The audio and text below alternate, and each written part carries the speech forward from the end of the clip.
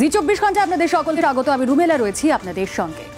Corona ত্রাস গোটা বিশ্বজুড়ে, লকডাউন চলছে, কিন্তু তার মধ্যেও আমরা দেখছি চীন ধীরে ধীরে তার স্বাভাবিক অবস্থায় ফিরছে।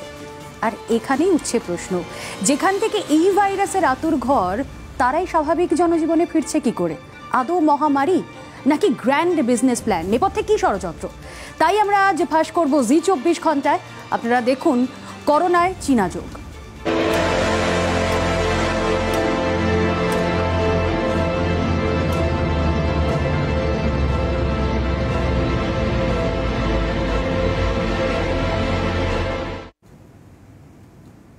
নোভেল করোনা ভাইরাস, এই 3 শব্দে তোলপাড় দুনিয়া। কেউ বলছেন এটাই বোধহয় তৃতীয় বিশ্বযুদ্ধ, কারো মতে এটা যুদ্ধই নয়, এ যেন প্রলয়ের মুখোমুখি দাঁড়ানো। তবে যে এপিসেন্টার থেকে করোনার এই বিশ্বায়ন, সেই চীন কিন্তু এখন সংকট কাটিয়ে ফেলেছে অনেকটাই। আর খটকা তো সেখানেই, এই করোনা ভাইরাস আসলে মানুষের হাতে তৈরি, বায়ো ওয়েপন যাকে বলে, এমনটাই দাবি উঠে আসছে বিশ্বের বিভিন্ন প্রান্ত থেকে। প্রশ্ন উঠছে, মারাত্মক সংক্রামক এই ভাইরাসের ব্যাপারে কেন প্রথম থেকে বিশ্বকে সতর্ক করেনি চীন? এই বিশ্বজোড়া মৃত্যু মিছিল, অর্থনীতির ধসে যাওয়া, সবকিছুর দায় আজ চীনকেই নিতে হবে। অনেকেই বলছেন এই মহামারীকে বাণিজ্যিকভাবে ব্যবহার করছে বেজিং। সংকট কাটিয়ে উঠে তারা মাস্ক, ওষুধ, ভেন্টিলেটর বিক্রি করছে ইউরোপের দেশগুলোকে। পুরোটাই অদ্ভুত রহস্যে ঢাকা। এমনকি রাষ্ট্রসংঘের নিরাপত্তা পরিষদে এই বিশ্ব সংকট নিয়ে আলোচনার প্রস্তাব উঠলেও তা খারিজ করে দিয়েছে চীন। কোভিড-19 যে মানবতার সংকট, চীন কি জানে না? বিলক্ষণ জানে। তাহলে কেন এই নীরবতা? কোন রাজনীতি লুকিয়ে আছে এর পেছনে? নোভেল করোনা কি চীনের ল্যাবরেটরিতে তৈরি? বিশ্ব সংকটের চরমতম মুহূর্তে দাঁড়িয়ে এই প্রশ্নটাই ঘুরপাক খাচ্ছে সর্বত্র। কিন্তু কেন? প্রশ্ন অনেক। ইতালি, স্পেন, ব্রিটেন যখন রণক্লান্ত, তখন কি করে অসুখ ও অর্থনীতির জোড়া মন্দা কাটিয়ে ফেলল চীন?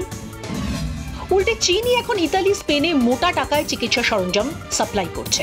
কিভাবে? চীনে ঠিক কত মানুষের মৃত্যু হয়েছে করোনা সংক্রমণে? কোন মন্ত্রের সংক্রমণের সংখ্যা শূন্যে নামিয়ে ফেলল চীন? উত্তর জানা নেই। তাই সন্দেহ গভীর থেকে গভীরতর হচ্ছে। চীনের কমিউনিস্ট সরকারের স্বেচ্ছাচারিতার খবর সর্বজনবিদিত। মানুষের কথা বলার সুযোগ তো দূরস্থ, ইন্টারনেটেও বাছাই করা পরিষেবা মেলে সে দেশে। এই পরিস্থিতিতে তথ্য লুকোনো তো বাঁয়ে হাত কাখের। চীন এই ভাইরাস ল্যাবরেটরিতে তৈরি করেছে।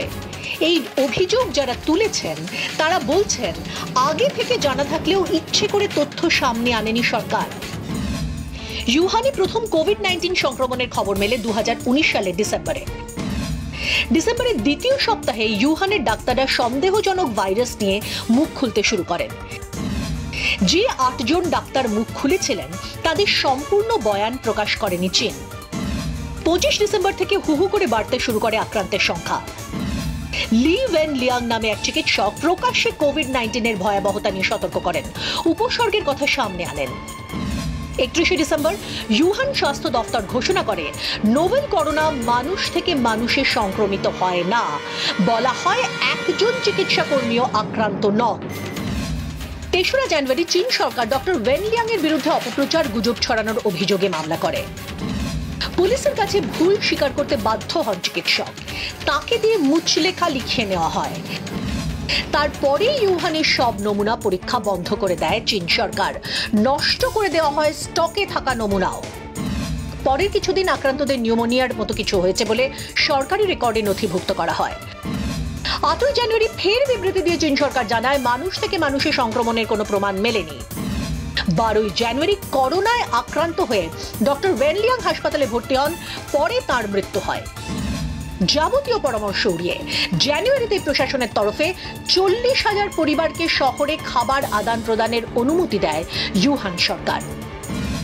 13 জানুয়ারি প্রথম চীনের বাইরে করোনা সংক্রমণের খবর মেলে, আক্রান্ত থাইল্যান্ডের 61 বছরের বৃদ্ধা। তারপর ঠিক কি হয়েছে পৃথিবীর সবাই জানেন। তৃতীয় বিশ্বযুদ্ধের মুখোমুখি মানবজাতি। এই যে তথ্য, তা স্পষ্ট করেই আঙুল তুলে দেয় চীনের গলদের দিকে। বিশ্ব স্বাস্থ্য সংস্থার দল চীনে যাওয়ার পরেই প্রথম জানা যায়, মানুষ থেকে মানুষে করোনা সংক্রমণ শুধু সম্ভবই নয়, হচ্ছেও। সেই সংক্রমণের তাণ্ডব দেখছে বিশ্বের 150টা দেশ। প্রাণহানি, অভাব, মন্দা কি নয়। তবে চীন এখনো নীরব। রাষ্ট্রসংঘে আলোচনার জায়গাটুকুও দিচ্ছে না। তাহলে কি এই কনস্পিরেসি থিওরি সত্যি? ব্যুরো রিপোর্ট, জি24 ঘন্টা।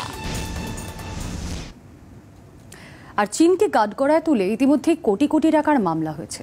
আমেরিকার টেক্সাসের এক আইনজীবী ল্যারি ক্লেম্যান $20 ট্রিলিয়ন মামলা ঠুকেছেন জিনপিং সরকারের বিরুদ্ধে।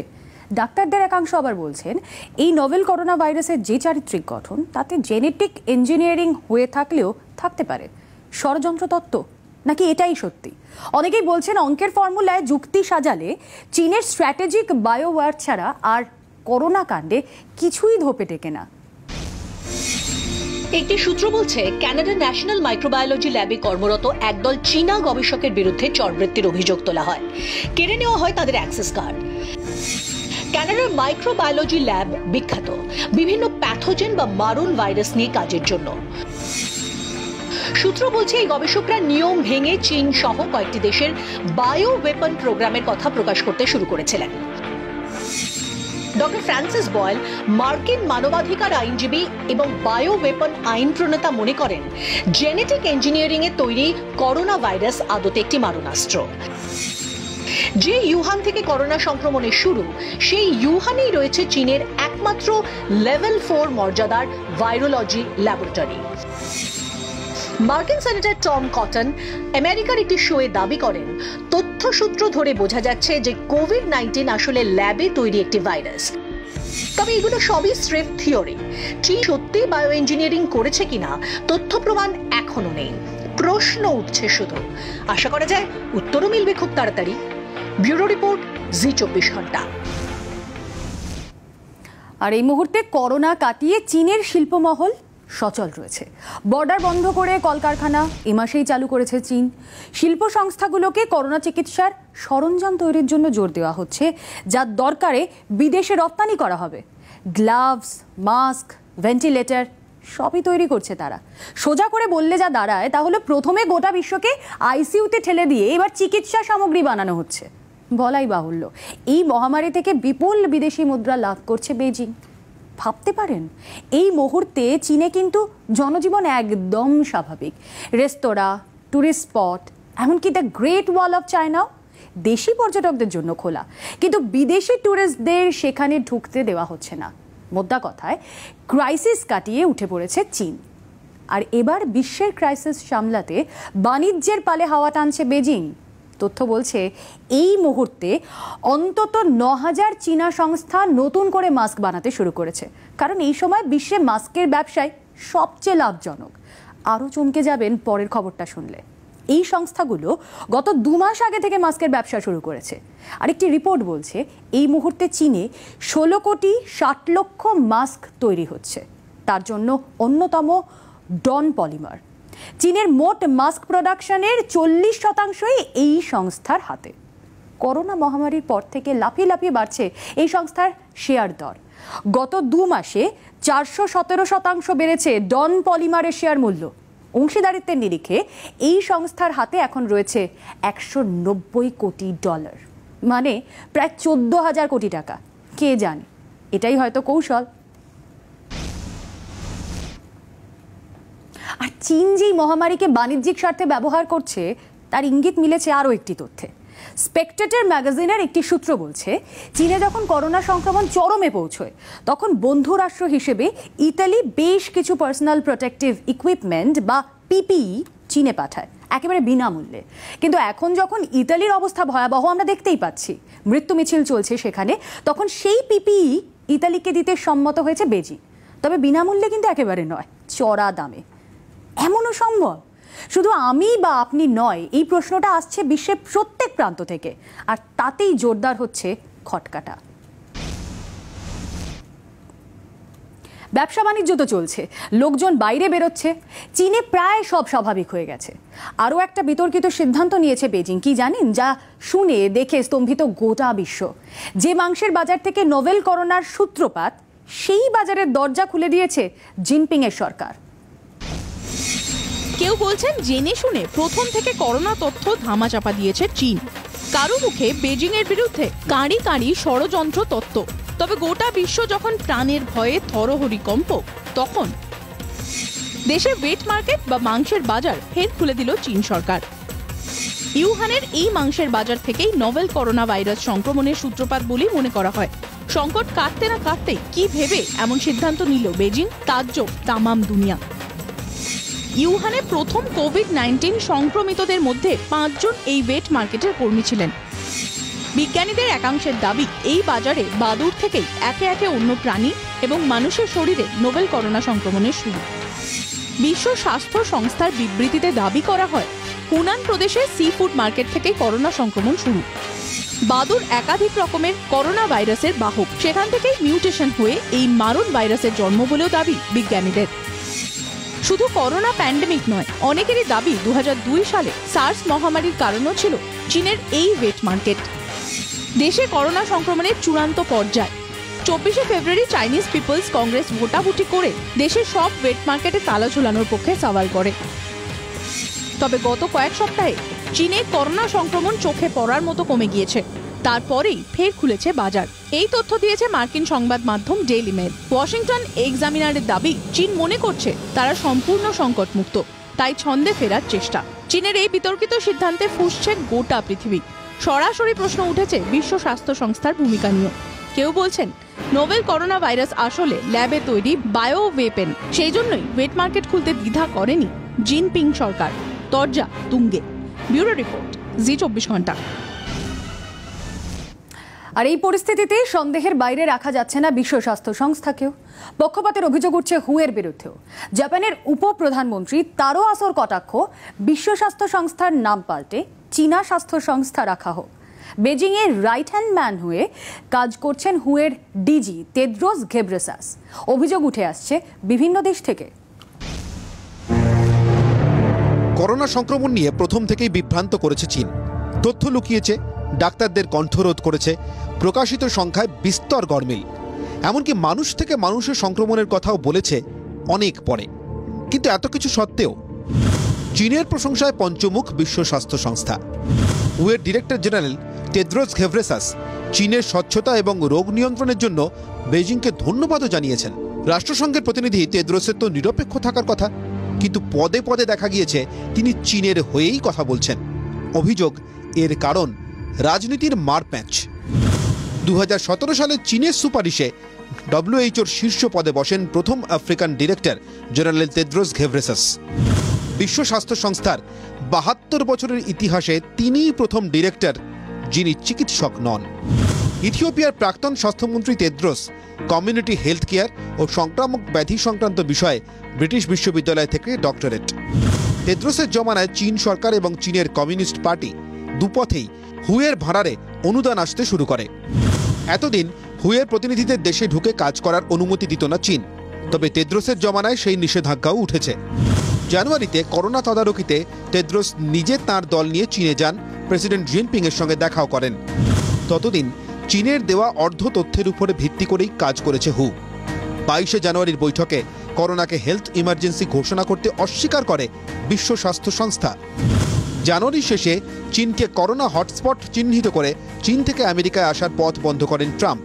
সেই সিদ্ধান্তের সমালোচনা করে টেড্রোস বলেন, এতে আতঙ্ক এবং স্টিগমা বাড়বে, স্বাস্থ্যের উপকার খুব একটা হবে না। শেষমেশ 11ই মার্চ করোনাকে বিশ্ব মহামারী ঘোষণা করে হু, কিন্তু ততদিনে সংকট শিয়রে। বিশ্ব স্বাস্থ্য সংস্থার মতো সংগঠন যারা রক্ষাকর্তার ভূমিকা নিতে পারতেন, তারা এতটাই পক্ষ নিয়ে ফেললেন যে চীনের তথ্য, চীনের পরিসংখ্যান, চীনের প্রশংসা ছাড়া প্রথম 2 মাসে তারা আর কিছুই বললেন না। উল্টে বললেন, চীন কিছুই লুকোচ্ছে না, দেশে কত মানুষ কোয়ারেন্টিনে, কতজন আইসোলেশনে, তার তথ্য আমরা চীনের জাতীয় স্বাস্থ্য কমিশন থেকেই নিচ্ছি। হু চীনের দেওয়া তথ্য নিয়েই কাজ করবে। ফলে প্রশ্ন উঠছেই। জাপান ইতিমধ্যেই চীন এবং হুয়ের বিরুদ্ধে পদক্ষেপ করার সোশ্যাল পিটিশন তৈরি করেছে। টেড্রোসের ইস্তফা চেয়ে সরব বহু রাষ্ট্র। রাজনীতির মারপ্যাচে রক্ষকই প্রশ্নের মুখে। এই মৃত্যু মিছিলের দায় কার? এই ভার আমরা সইব কিভাবে? ব্যুরো রিপোর্ট, জি 24 ঘন্টা। মনের মধ্যে প্রশ্ন জাগছে, খটকাও লাগছে বিভিন্ন বিষয় নিয়ে। শুধুমাত্র কিন্তু খটকাই নয়, তথ্য পরিসংখ্যান যা আসছে তাও কিন্তু চীনের বিরুদ্ধেই কথা বলছে। সেই সমস্ত দেখাবো একটা ছোট্ট ব্রেকের পর। আপনারা সঙ্গে থাকুন, দেখতে থাকুন জি 24 ঘন্টা।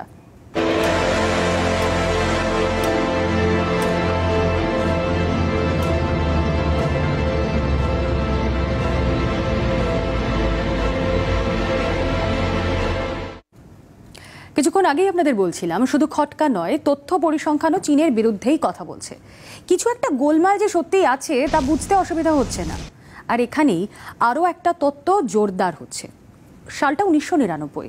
চীনে একটা বই প্রকাশিত হয় যার নাম unrestricted warfare, China's master plan to destroy America. বইয়ের বিষয় মিলিটারি স্ট্র্যাটেজি। লেখক চীনের 2 জেনারেল কিয়াও লিয়াং এবং ওয়াং শিয়াংজু। তাতে লেখা আছে, আমেরিকার সঙ্গে যুদ্ধ করে নয়, বরং মাথা খাটিয়ে বাণিজ্যিক স্ট্র্যাটেজি দিয়ে আমেরিকাকে পেছনে ফেলতে পারে চীন। যারা ষড়যন্ত্র তত্ত্বের কথা বলছেন তারা এও বলছেন, এই বইটিতে যেরকম কৌশলীভাবে বিশ্বের সেরা অর্থনীতি হয়ে উঠে আসার দাওয়াই দেওয়া আছে, তার সঙ্গে ভয়ঙ্কর মিল রয়েছে বর্তমান এই পরিস্থিতির। আচ্ছা, বইয়ের কথা যখন উঠলই তখন আরও একটা বইয়ের বিষয়বস্তু আপনাদের দেখাবো। দেখা যাচ্ছে এই করোনা মহামারীর একটা পূর্বাভাস আগেই দিয়েছিল একটা উপন্যাস। কোনো যুক্তিতে এর ব্যাখ্যা করা সম্ভব তা জানা নেই, তবে এটুকু বলতে পারি, সাহিত্য কিন্তু আসলে সমাজ থেকেই উঠে আসে, সমাজেরই প্রতিচ্ছবি। সামাজিক প্রেক্ষিতের অন্ধকার দিক, রাষ্ট্রের প্রবণতা, ভবিষ্যতের সম্ভাবনার কথা ধরে রাখে সাহিত্যই। বইয়ের তথ্য দেখলে আপনারা অবাক হবেন। 9/11-এর সময় হইচই পড়ে গিয়েছিল নস্ট্রাদামুসের ভবিষ্যৎবাণী নিয়ে। সত্যি কি বিপর্যয় আগে থেকে আঁচ করা যায়? উত্তর জানা নেই, কিন্তু বাঙালি মাত্রই বিলক্ষণ জানেন বিশ্বাসে মিলায় বস্তু, তর্কে বহুদূর। তাই তর্ক নয়, এবার শুধু তথ্য জানাবো আপনাকে। 1981 সালে ডিল কুটসেজের লেখা দ্য আইজ অফ ডার্কনেস উপন্যাসে করোনা মহামারীর উল্লেখ রয়েছে। শুধু উল্লেখই নয়, বরং পুঙ্খানুপুঙ্খ বিবরণও রয়েছে। গল্পের শুরুতেই দেখা যায় এক মা তার ছেলেকে হন্যে হয়ে খুঁজছেন। ক্যাম্পিং করতে গিয়ে নিখোঁজ হয়ে গিয়েছে ছেলে। পরে মা জানতে পারেন হারানো ছেলে রয়েছে চীনে, আরো নির্দিষ্ট করে বললে চীনের ইউহানে। বইয়ের এক জায়গায় ডম্বি নামে সেই ছেলের বর্ণনায় রয়েছে একটি ভাইরাসের কথা। এই মারণ ভাইরাসের নাম ইউহান 400। এই ইউহান 400 ভাইরাস ইউহানের বাইরের একটি ল্যাবে তৈরি করা হয় বলেও ব্যাখ্যা করে ছেলেটি।